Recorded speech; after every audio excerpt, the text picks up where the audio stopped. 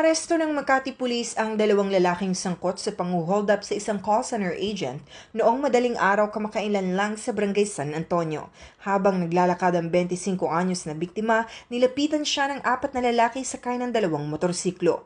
2 sa kanila ang bumaba. Tinutukan siya ng baril at kinuha ang kanyang kwintas at pulsera sa nagkakahalaga na 33,000 pesos. Agad na rumusponde ang mga pulis na malapit sa lugar at nahuli ang dalawang sospek na sina alias Melvin, 25 anyos, at alias Angelo, 23 anyos na parehong taga Santa Ana, Maynila.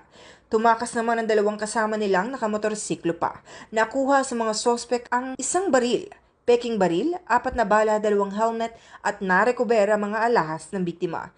May dati ng kaso ang dalawang sospek na labas-masok sa kulungan. Nahaharap sila ngayon sa kasong robbery, iligal na pagdadala ng baril at paggamit ng motorsiklo sa krimen.